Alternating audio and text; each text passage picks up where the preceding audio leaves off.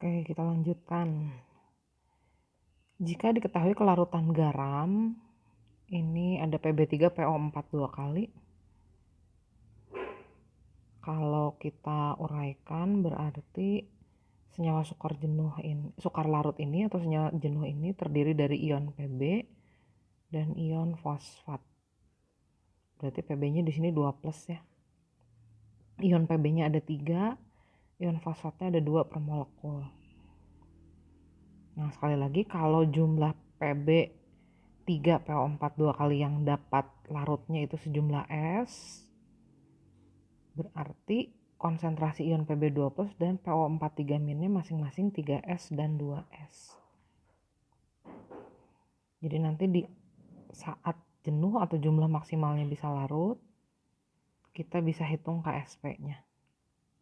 Caranya adalah konsentrasi Pb2+ dipangkatkan koefisiennya 3 dikali konsentrasi senyawa atau ion fosfat pangkat 2 pangkat koefisiennya.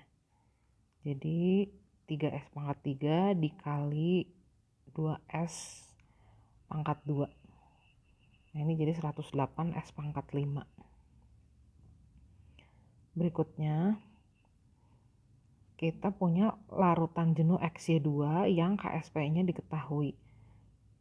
Nah, senyawa XY2 ini kalau terlarut dia akan menghasilkan ion X2+ dan 2 ion Y-.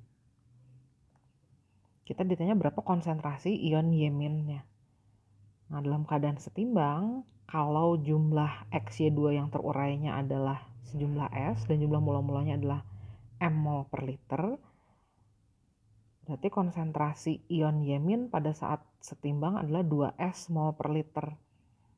Sebelum kita mencari konsentrasi Y-nya, berarti kita harus mencari dulu nilai S-nya nih. Nah, kita cari dari hubungan S dan KSP dari senyawa ini. Nah, ini adalah cara menghitung KSP-nya. KSP-nya 4 dikali 10 pangkat min 12. Konsentrasi X2+-nya tadi kita misalkan S. Konsentrasi Y-nya 2S. Jadi 4 dikali 10 pangkat min 12 itu sama dengan 4S pangkat 3. Berarti kita bisa hitung S-nya adalah 1 kali 10 pangkat min 4 mol per liter. Kita sekarang ditanya berapa konsentrasi ion Y-. Konsentrasi ion Y-nya 2S. Jadi 2 dikali 10 pangkat min 4 mol per liter. Atau molar sama aja. Nomor 3. Dari senyawa-senyawa berikut ini yang paling mudah larut dalam air. Berarti kita harus mencari yang kelarutannya terbesar. Nah, kita lihat dulu satu-satu. Yang pertama ada AgCN. AgCN ini terdiri dari 2 ion. Ion Ag+ dan ion Cn-.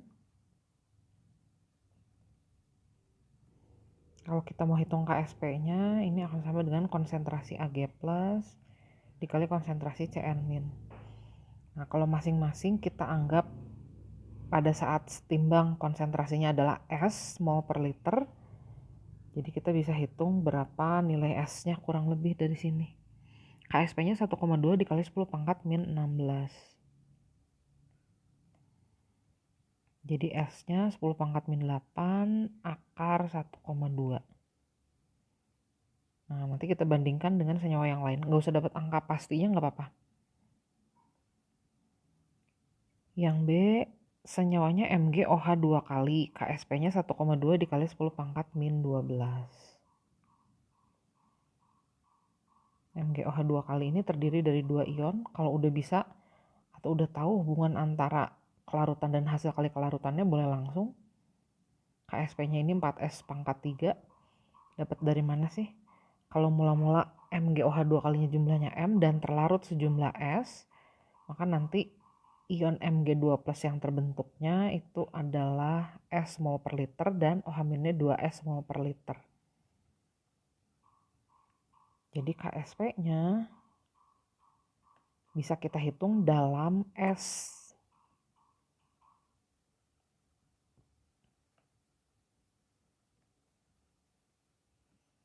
Oke, jadi ini 1,2 kali 10 pangkat min 12 itu sama dengan 4S pangkat 3. Jadi kurang lebih kelarutannya adalah 10 pangkat min 4 akar pangkat 3 dari 1,2 per 4.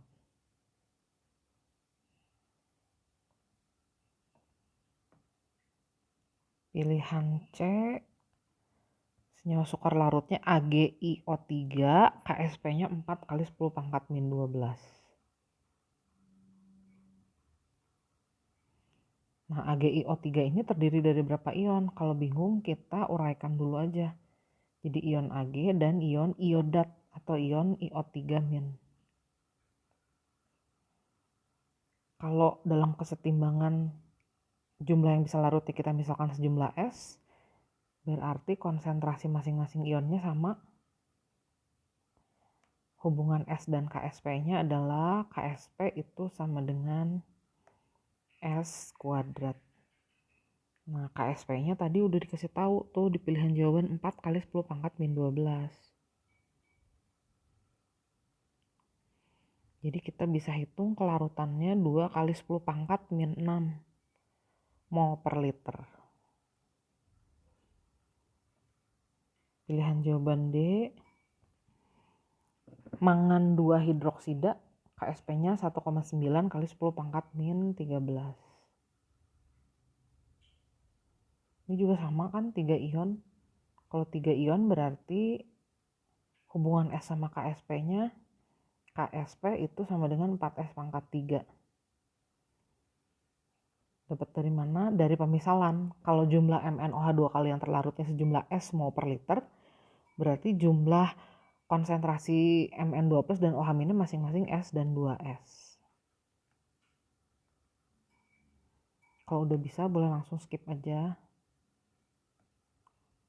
KSP-nya tadi 1,9 kali 10 pangkat min 13.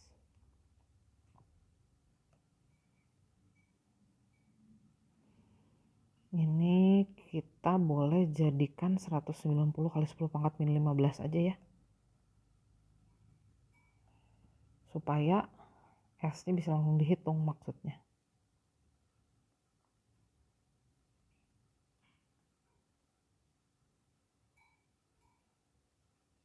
Nah, ini yang D. Pilihan jawaban yang E, senyawanya larutan yang jenuhnya AgBr, KSP-nya 5 kali 10 pangkat min 13.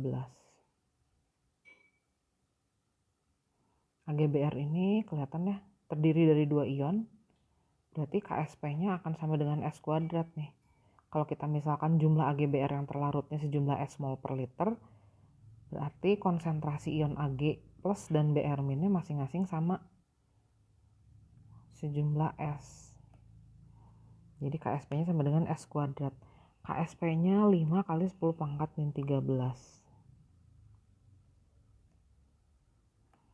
Ini saya jadikan gini aja ya, 0,5 dikali 10 pangkat min 12. Jadi S-nya 10 pangkat min 6 akar 0,5. Nah, tadi diminta kita menunjukkan mana yang paling mudah larut dalam air, berarti yang mana yang kelarutannya paling besar. Ini 10 pangkat min 6, 10 pangkat min 5, 10 pangkat min 6 lagi, 10 pangkat min 4, 10 pangkat min 8. Nah, yang paling besar yang 10 pangkat min 4 pasti ya. Jadi jawabannya yang B, MgOH 2 kali. Berikutnya, larutan jenuh MOH 3 kali memiliki KSP 2,7 kali 10 pangkat min 15. pH larutan tersebut adalah, nah, dalam larutan jenuh MOH 3 kali, ini nanti akan ada sebagian senyawanya yang terurai menjadi M3+ dan ion OH-. Kalau kita misalkan jumlah yang dapat larutnya adalah sejumlah S mol per liter, berarti konsentrasi ion OH-nya diketahui sama dengan 3S. Nah, KSP-nya, cara menghitungnya kan sama ya, konsentrasi M3+ dipangkatkan 1 dikali konsentrasi ion OH- dipangkatkan 3. Jadi S dikali 3S pangkat 3. Atau 4, jadinya 27 S pangkat 4 ya. Nah itu sama dengan 2,7 kali 10 pangkat min 15. Berarti S-nya bisa kita hitung. S-nya berarti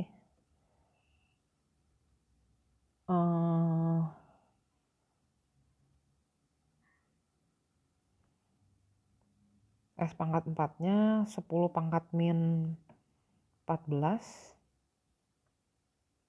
Berarti kita nanti dapat S-nya adalah 1 kali 10 pangkat min 14 dibagi 4, 3,5 ya. Konsentrasi ion OH-nya itu tadi dimisalkan sama dengan 3S. Jadi 3 dikali 10 pangkat min 3,5. Berarti pOH-nya 3,5 min log 3. Dan pH-nya adalah 10,5 ditambah log 3. Log 3-nya 0,5. Jadi pH-nya harusnya 11.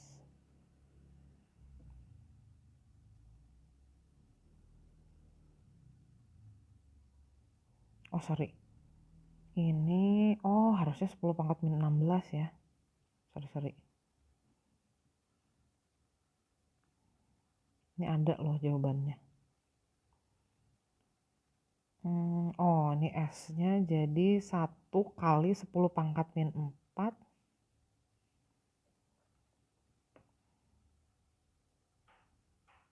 Konsentrasi ion OH-nya jadi 3 dikali 10 pangkat min 4. Berarti pH-nya 10 ditambah log 3. 10 ditambah 0,5. Jadi 10,5. Nomor 5. KSP larutan AgOH dalam air adalah 1 kali 10 pangkat min 8. Kelarutannya dalam NaOH 0,01 molar adalah, nah di sini ada larutan jenuh AgOH. Kenapa kita anggap dia yang jenuh? Karena dia dikasih tahu KSP-nya. Berarti jumlah yang bisa larutnya itu hanya sebagian. Larutannya kita bisa misalkan S masing-masing jumlah yang bisa larutnya. Nah sekarang AgOH dilarutkan di dalam basa kuat NaOH. NaOH-nya 0,01 molar. Berarti seluruh NaOH ini terurai, jadi kita nanti punya 0,01 molar ion Na+, dan 0,01 molar ion OH-. Nah, nilai KSP dari nilai tetapan kesetimbangan dari reaksi yang ada di atas, reaksi kesetimbangannya, itu selalu tetap. Jadi selalu 1 kali 10 pangkat min 8. Konsentrasi Ag plusnya tetap S. Nah, konsentrasi ion OH-nya dapat tambahan nih dari NaOH. Tapi nanti diabaikan karena S itu relatif kecil terhadap 0,01. Nah, jadi kita dapat kelarutannya sekarang menjadi 1 dikali 10 pangkat min 6 mol per liter. Nomor 6. Kelarutan BaSO4 yang MR-nya 233 di dalam air adalah 0,233 mg, ini berarti masanya, per 100 ml, ini berarti volumenya. Kita ditanya berapa KSP BaSO4. Kita hitung dulu kelarutannya. Kelarutan itu adalah jumlah mol zat yang bisa larut dalam setiap liter larutan.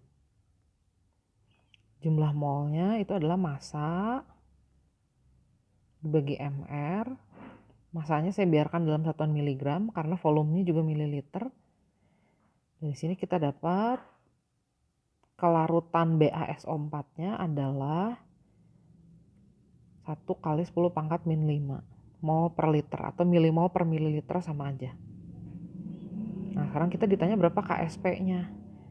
Kalau kita lihat BaSO4 ini terdiri dari 2 ion. Jadi udah kelihatan ya hubungan S dan KSP-nya. KSP-nya itu pasti sama dengan S kuadrat. Kalau kita misalkan jumlah yang bisa larutnya adalah sejumlah S mol per liter. Jadi KSP-nya 10 pangkat min 5 kuadrat. 1 kali 10 pangkat min 10.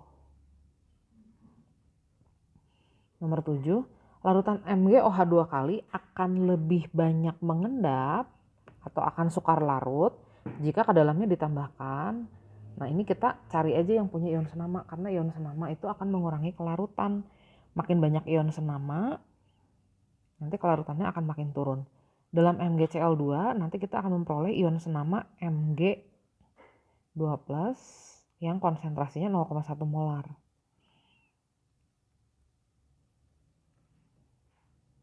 Dalam NaOH nanti kita akan menemukan ion senama ion hidroksida yang konsentrasinya 0,1 molar. Dalam magnesium nitrat nanti ada ion senama Mg, Mg-nya juga 0,1 molar. Nah, kalau dalam kalsium hidroksida nanti akan ada ion senama ion hidroksida.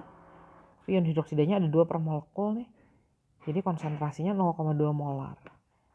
Nah, ion senama terbanyak itu didapati di larutan larutan kalsium hidroksida. Nomor 8. Pada suhu tertentu diketahui KSP AgCl adalah 4 kali 10 pangkat minus 11. Nah, sekarang kita mencampurkan AgNO3 dan HCl. AgNO3 dan HCl ini semuanya terurai seluruhnya karena ada ion nitrat dan HCl adalah asam kuat.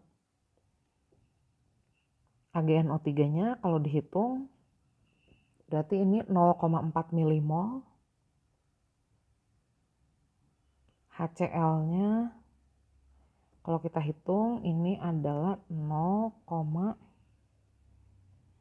dikali 2 kali 10 pangkat min 4 berarti 2 kali 10 pangkat min 2, 0,02 mol. Nah, seluruh AgNO3 nanti terurai jadi ion-ionnya. Nanti jadi akan didapatkan 0,4 milimol ion Ag dan 0,4 milimol ion nitrat. HCl juga akan terurai seluruhnya, nanti akan diperoleh 0,02 milimol H+ dan 0,02 milimol ion Cl-. Nah, kalau Ag dan Cl ini hasil kali kelarutannya lebih dari KSP-nya, maka akan mengendap. Jadi kita akan menghitung Qc dari AgCl. Kenapa AgCl yang dihitung? Karena AgCl yang diketahui merupakan larutan jenuh. Dikasih tahu ada KSP-nya.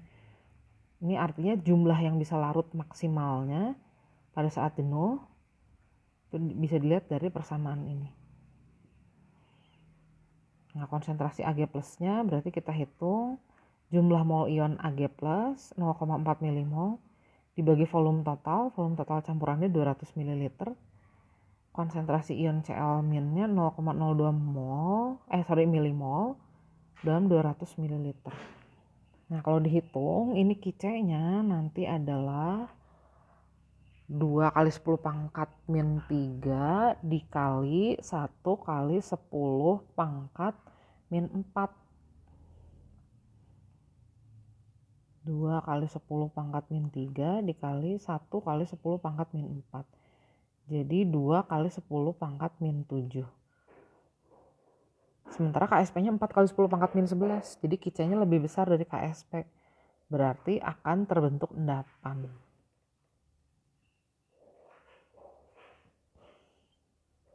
Nomor 9, ke dalam 3 buah wadah masing-masing diisi 100 ml larutan yang mengandung ion Mg, Mn, dan Ni. Konsentrasinya 2 kali 10 pangkat min 3 molar. Ke dalam tiap wadah ditambahkan 100 ml larutan NaOH.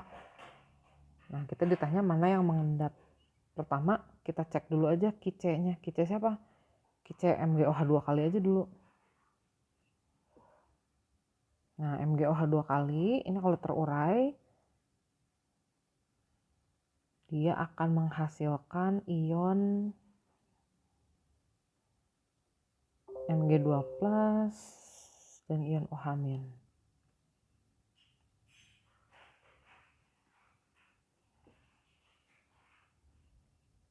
Kita cek Qc-nya, cara menghitungnya konsentrasi ion Mg2+ dikali konsentrasi ion OH- dikuadratkan. Nah, ion Mg2 plusnya tadi di dalam larutan ada sejumlah 100 ml dan konsentrasinya 2 kali 10 pangkat min 3 molar. Jadi jumlah molnya adalah 0,2 milimol.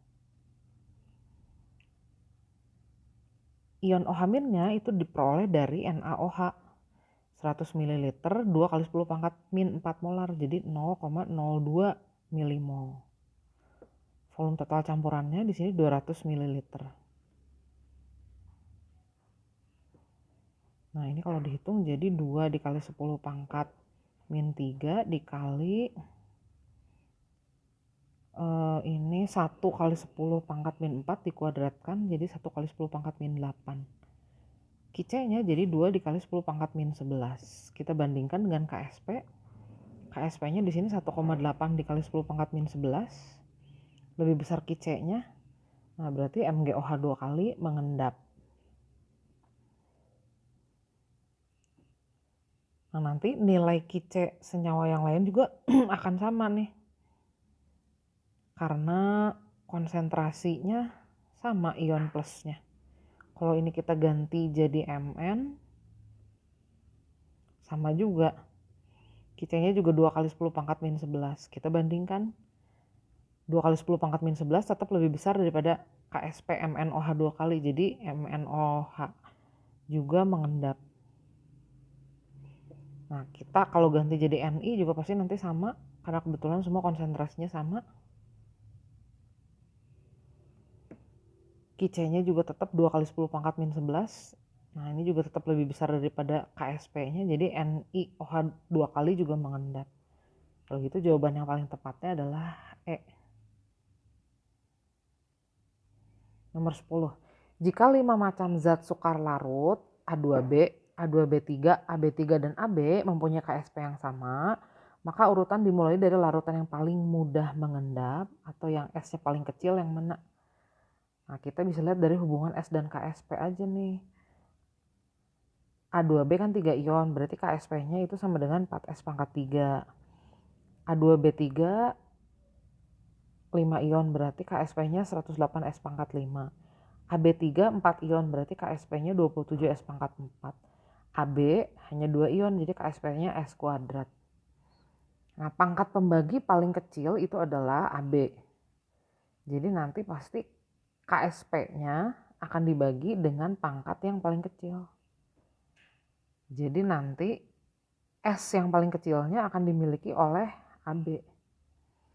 Kita misalkan aja ya, kita pilih angka. Misalkan aja KSP-nya semua kan katanya sama. Anggap aja KSP-nya, kita cari angka yang habis dibagi 2, 4, 5, dan 3 ya. Ini kita anggap aja 1 kali 10 pangkat min 30 gitu ya. Nah, untuk AB berarti 1 kali 10 pangkat min 30 itu akan sama dengan S kuadrat. Jadi S-nya 1 kali 10 pangkat min 15. Kalau untuk A2B 1 kali 10 pangkat min 30-nya itu akan sama dengan 4S pangkat 3. Jadi S-nya 10 pangkat min 10. Nah, ada dalam akar lagi 1/4. Kalau untuk A B3 ini 4 ion, berarti S-nya adalah 10 pangkat min 7,5 akar 1/27. Nah, untuk A2B3 yang jumlah ionnya 5, berarti KSP-nya itu sama dengan 108S pangkat 5. Jadi S-nya 10 pangkat min 6 dikali akar pangkat 5 dari 1/108. Kelihatan ya, yang paling kecil itu adalah kelarutan dari AB. Yang paling mudah mengendap berarti AB. Jadi urutannya AB, A2B, AB3, A2B3. Kalau dimulai dari yang paling mudah larut, pasti nanti jawabannya jadi yang C. Nah, karena kita ditanya dari yang paling mudah mengendap, jadi jawabannya yang A, dari S yang terkecil.